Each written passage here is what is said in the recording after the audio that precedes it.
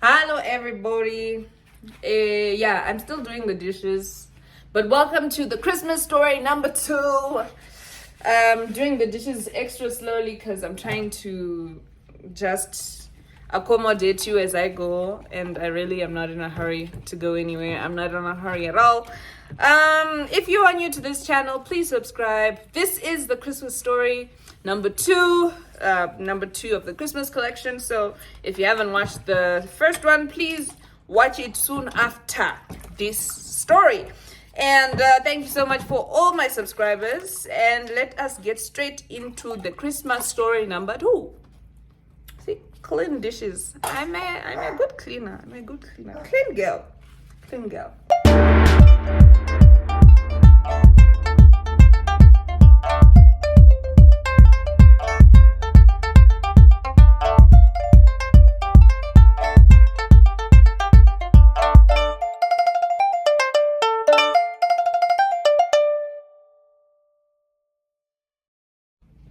So yes, my friends, this is the story of that one time when we used to stay with a truck driver.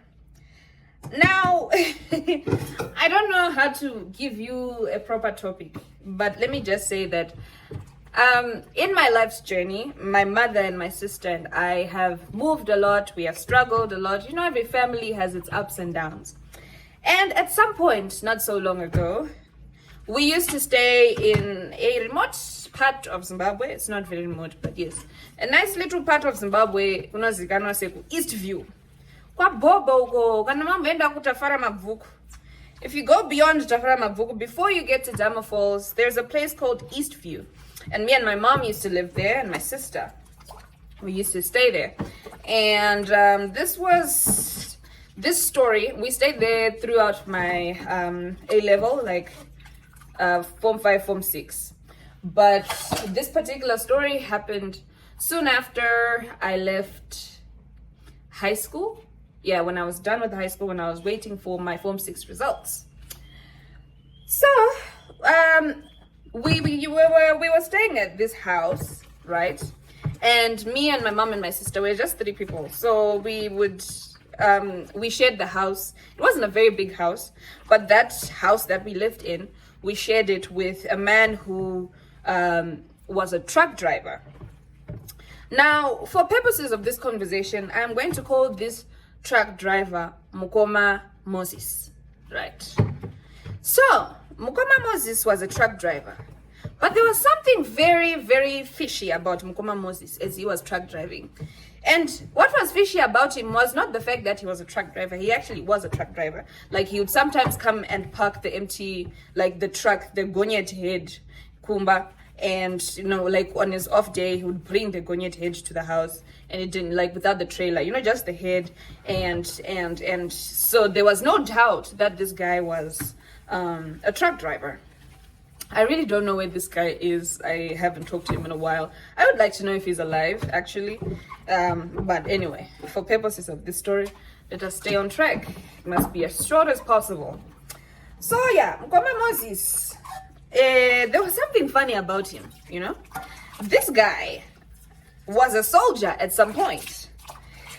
And he never really got to telling us the story of how he ended up not being a soldier. We weren't sure if he had retired or he hadn't, but this guy appeared to have some kind of military training, number 1. Number 2, he was not married, right? He was the only person who would come to his house. Like, it was just him, right?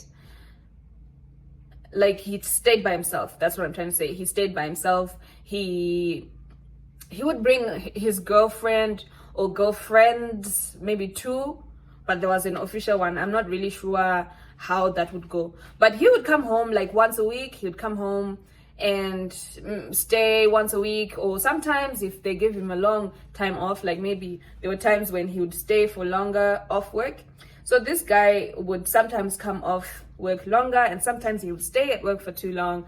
And then, you know, like, I don't know, he had a busy schedule with his job. So we just liked the guy. My mom just liked the guy as well. He was very humble, very soft-spoken, but you could just tell that he was a heavy guy, like heavy-hearted, you know? There was just something, I mean, like you would feel sorry for him somehow, you know? Like he would draw your pity.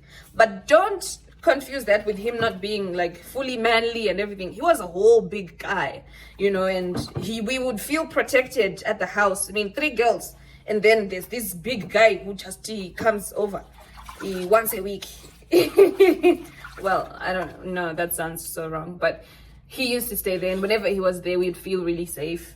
I remember there was one time when there was an attempt to Matsotsi, and he came out and he was like holding a weapon or something. And yeah, it was a bit hectic that day, but we felt very safe.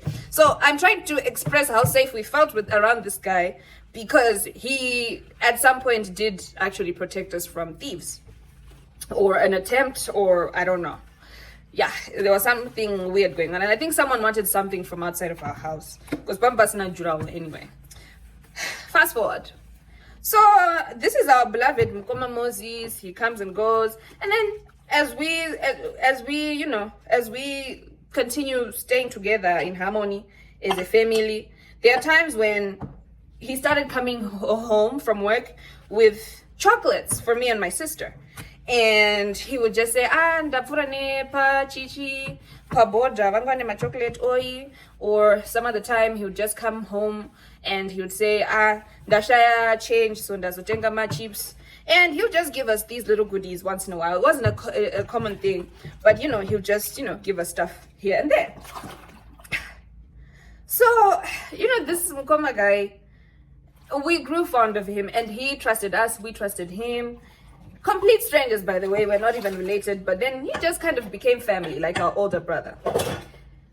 So, you know, at the time, I don't know if but at the time, and East Vigo, there was no electricity, so we would cook nemoto panze or use gas, depending on whether or not we had gas or not. And when whenever he was there, he would sometimes come and sit with us, and we'd share the fire. He would cook his food on one side of the fire, and we'd cook our food on one side of the fire. And sometimes he would actually, you know, put on the fire like for us, because, you know, we are girls and we don't want to be putting on fire every day.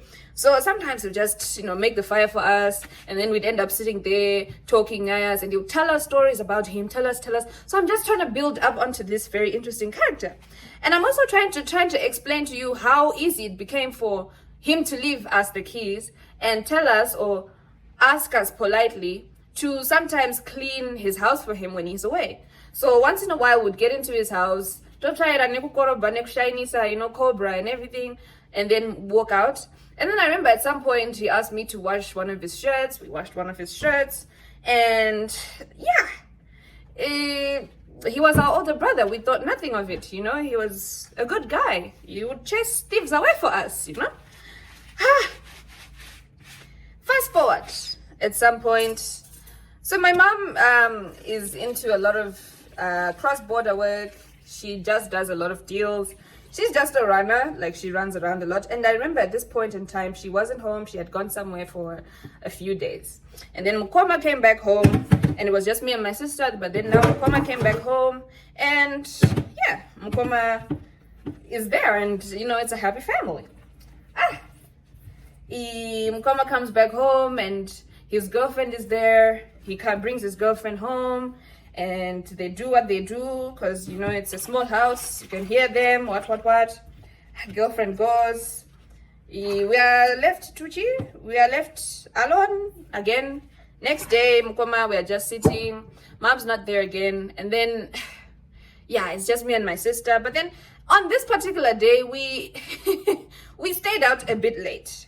But it didn't, I mean, Nemuno, I'm not Mukoma, and I'm there's really no problem. And for me, his stories were very interesting. I'll just listen to his stories. He'll tell me about how the things he sees. He seemed to have like national parks training as well. This guy was just interesting. Until one day, as we were sitting outside the fire, he asked me if I had a boyfriend. And I said, no, I don't have a boyfriend at this time, because I had just broken up with my boyfriend at the time.